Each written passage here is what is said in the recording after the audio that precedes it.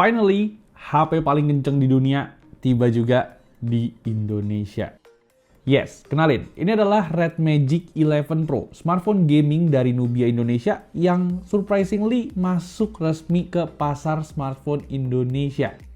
Gue sendiri jujur aja pas awal smartphone ini dirilis dengan teknologinya yang super canggih, gue tuh agak skeptis Nubia berani bawa smartphone ini ke Indonesia. Tapi sebelumnya gue pengen kasih 2 jempol dulu buat Nubia Indonesia nih. Karena mereka berani ngebawa Red Magic 11 Pro ini yang sebenarnya secara harganya ini tuh nggak termasuk murah. Nah, harganya sendiri smartphone ini tuh ada di 17.999.000 dan teman-teman bisa pre-order online eksklusif di Blibli Online Store. Tapi sebelum teman-teman beli, mungkin ada baiknya juga buat nonton video reviewnya dulu nih. Kira-kira apa aja yang bagus dan apa aja yang menurut gue kurang gitu bagus dari Nubia Red Magic 11 Pro ini. Jadinya pastiin buat teman-teman yang lagi ngelirik Red Magic 11 Pro ini bisa nonton videonya dari awal sampai akhir. Dan gak pakai lama, ini adalah review dari Red Magic 11 Pro dan langsung aja check this out.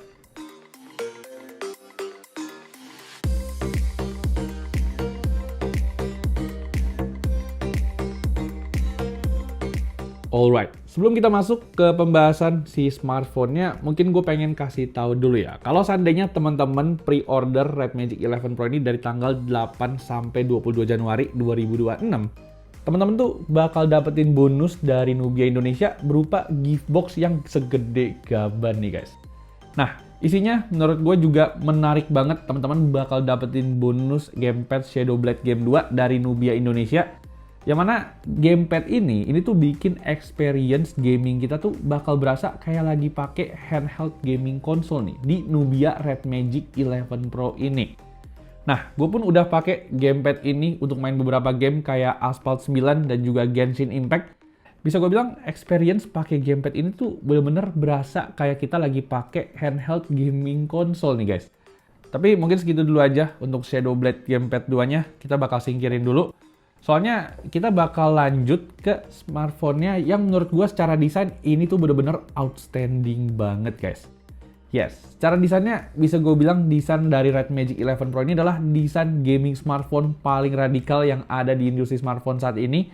Dimana teman-teman bisa lihat ya, meskipun secara desainnya ini tuh masih cukup mirip kayak rata-rata smartphone Red Magic yang udah dirilis sebelumnya.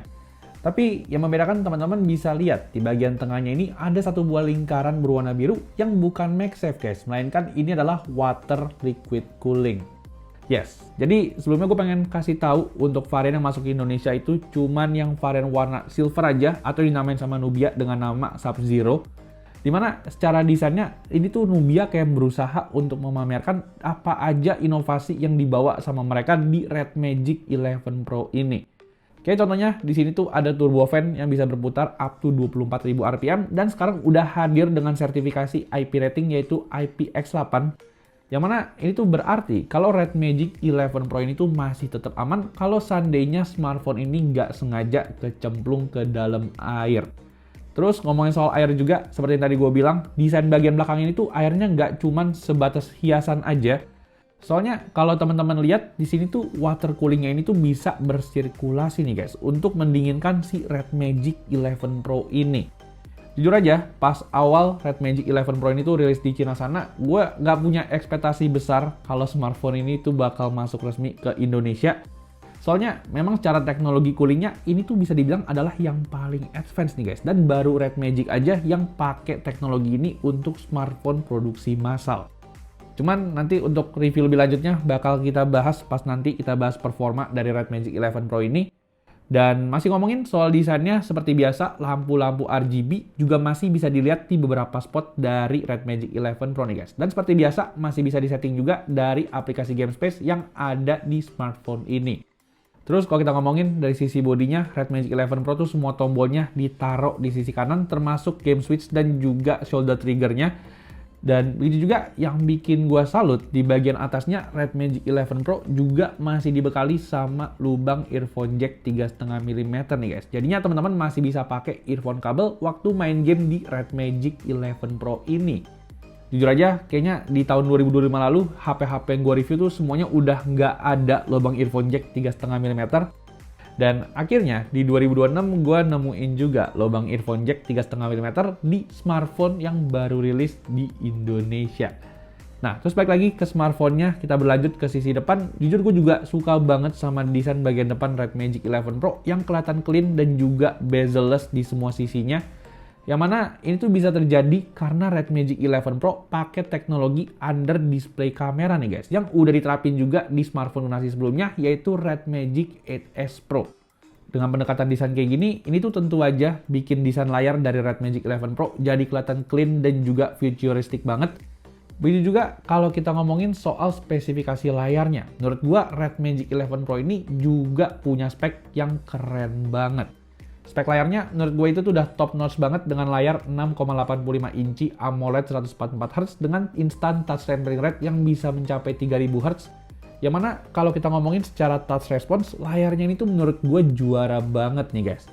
Nah, di sini layar dari Red Magic 11 Pro ini tuh udah sempet dicobain juga sama adek gue si Bang Jo Gaming yang merupakan game pro player FPS, dan katanya respons layar tuh bener-bener responsif banget dan gak ada delay sama sekali.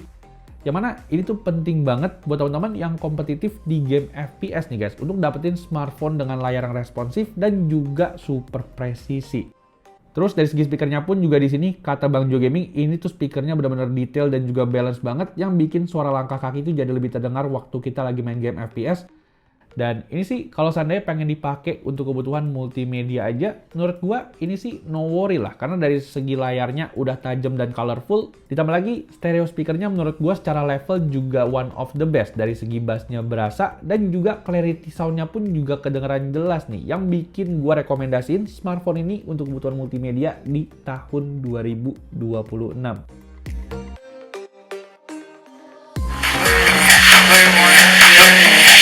Wanna be with me? You got me hypnotized by the way you look at me. Baby, don't you like me? Your body, you should be our big girlfriend. You should know if you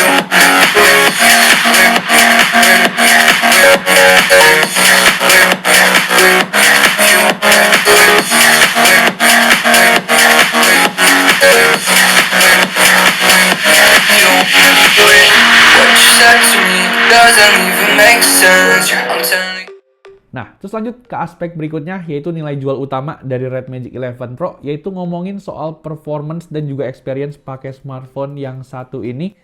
Di sini mungkin sebelum kita bahas soal performanya, kita bakal lihat dulu untuk dapur pacunya ya guys.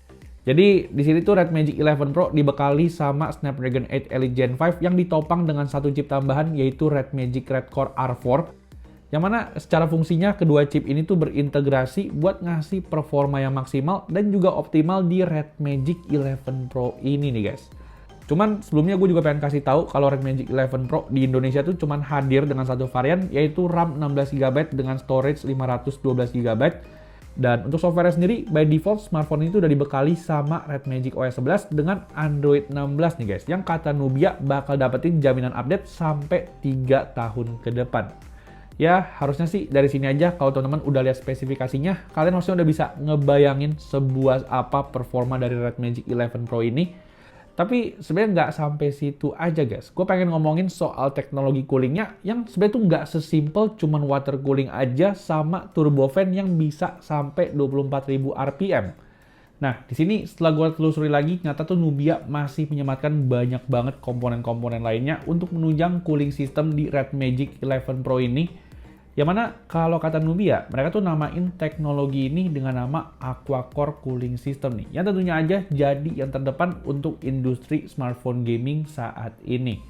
Di sini jujur aja untuk pemakaian sehari-hari sih harusnya udah nggak usah dibahas lagi. Experience-nya benar-benar smooth banget, nggak ada masalah dan nggak ada nge-lag sama sekali.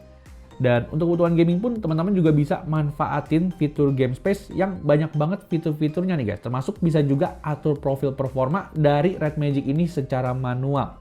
Nah, di sini gue juga udah sempat coba beberapa game, yaitu Genshin Impact. Ini tuh bisa berjalan di grafik highest 60 fps, bahkan bisa di boost juga sampai 120 fps pakai superior peak quality. Dan sepanjang permainan menurut gua asli sih, ini adalah gameplay Genshin Impact paling smooth dan juga paling lancar yang pernah gua coba di sebuah smartphone. Terus ada juga Diablo Mode yang mana ini tuh berguna buat teman-teman yang mungkin pengen mentokin clock speed dari Snapdragon 8 Elite Gen 5 ini. Cuman gue tuh jujur aja nggak menyarankan teman-teman aktifin fitur ini ya. Karena sebenarnya secara performanya ini tuh udah lancar-lancar aja. Dan kalau teman-teman mentokin performanya, HP ini tuh bakal cepet panas. Kayak contohnya waktu Diablo mode-nya ini gue aktifin pas main Where Winds Meet di grafik mentok rata kanan, ini tuh memang bisa berjalan super stabil di 60 fps meskipun suhunya tuh jadi panas banget. Dan jujur kalau seandainya kita turunin mode Diablo-nya ini ke mode Rise aja, sebenarnya ini tuh performanya juga udah ngangkat banget guys buat main Where Winds Meet di highest 60 fps dengan super stabil dan tanpa frame drop.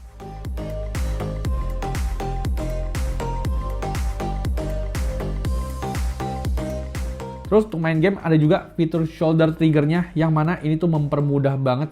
Cuman di sini yang udah cobain shoulder trigger-nya buat main game FPS itu tuh sebenarnya adalah si Bang Jo Gaming ya, yang udah sempet nyobain main Call of Duty Mobile di Red Magic 11 Pro ini. Kata dia secara gameplaynya ini tuh nggak ada kendala, bahkan dia tuh bilang dia suka banget sama beberapa fitur kayak shoulder trigger sama crosshair-nya yang ngebantu untuk ngeker musuh. Cuman sebenarnya terlepas dari itu semua, ada satu masukan yang mungkin bisa gue sampein buat timnya Nubia nih, yaitu soal konsumsi dayanya yang menurut gue bakal boros banget kalau teman-teman nyalain water coolingnya sama turbo fan-nya. Yes, jadi di sini kalau seandainya kita main game dengan turbo fan-nya di speed mentok dan juga water coolingnya yang bersirkulasi terus-menerus, ini tuh bakal bikin baterai dari Red Magic 11 Pro ini bakal jadi cepet turun. Yang mana sebenarnya ini tuh menurut gue cukup masuk akal ya, mengingat turbo fan-nya ini tuh bisa berputar up to 24.000 RPM yang pasti makan daya yang lumayan banyak. Makanya nggak heran Nubia kasih baterai yang jumbo banget yaitu 7500 mAh di Red Magic 11 Pro ini. Cuman ya balik lagi guys, HP ini kalau seandainya teman-teman cuma pakai untuk kebutuhan daily use aja, which is gak mungkin, HP ini tuh masih aman banget untuk dipakai satu harian lebih dengan SOT di angka 6 sampai mentok di angka 8 jam. Terus berlanjut ke segi chargingnya, smartphone ini juga dibekali sama kemampuan charging 80 watt baik secara kabel ataupun dengan wireless charging. Yang mana ngecas smartphone ini tuh nggak butuh waktu lama ya, cuman butuh waktu 75 menit aja untuk ngecas smartphone ini dari 0 sampai 100%. Jadinya sih soal performance jujur aja gua nggak ada komplain sama sekali untuk performa dan juga experience pakai Red Magic 11 Pro ini. Malahan kalau seandainya gue disuruh nilai pakai angka Red Magic 11 Pro ini, mungkin gue bakal kasih skornya di 11 dari 10 nih guys. Karena memang performa dari Red Magic 11 Pro ini tuh bener-bener kenceng parah.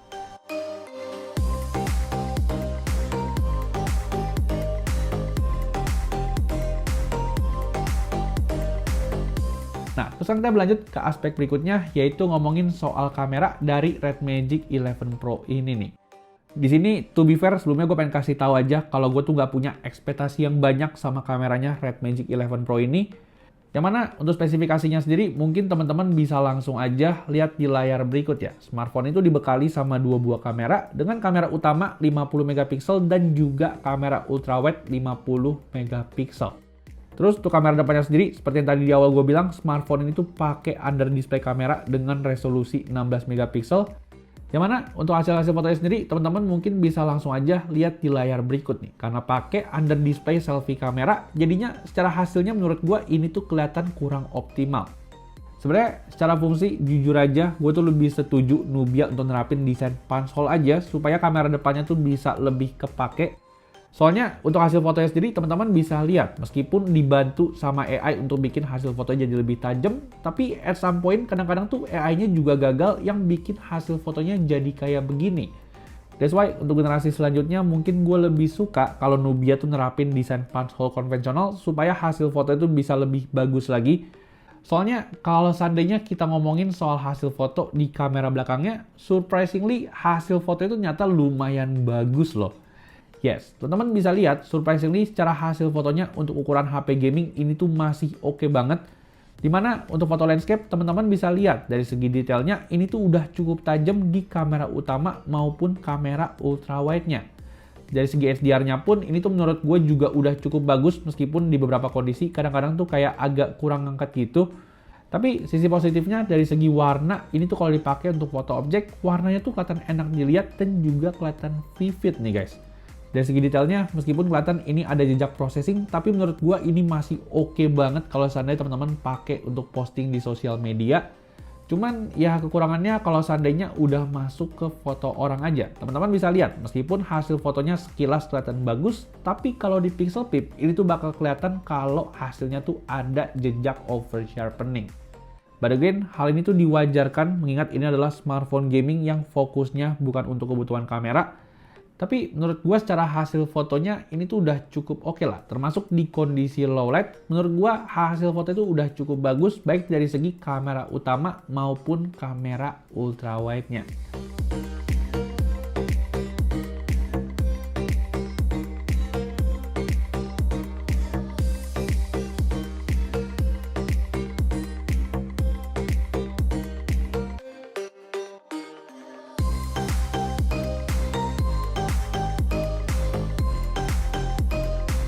Nah, terus lanjut ke sektor videografinya. Di sini secara perekamannya Red Magic 11 Pro juga bisa nge-record up to 8K 30 fps. Meskipun ya kalau seandainya teman-teman pengen nge-recordnya dengan stabil, saran gue sih teman-teman bisa pakai fitur Ultra Stable di resolusi 4K 60 fps-nya nih. Buat dapetin sampel video yang lebih stabil meskipun gambarnya jadi agak ke crop. Soalnya di sini tuh kalau seandainya teman-teman nggak nyalain fitur Ultra Stable-nya, teman-teman bisa lihat dari segi stabilisasinya ini tuh benar-benar goyang banget. Sama satu lagi komplain gue ya balik lagi soal kamera depannya nih, yang videonya tuh kurang banget, makanya gue rekomendasiin Nubia untuk ganti punch-hole-nya ke punch-hole konvensional.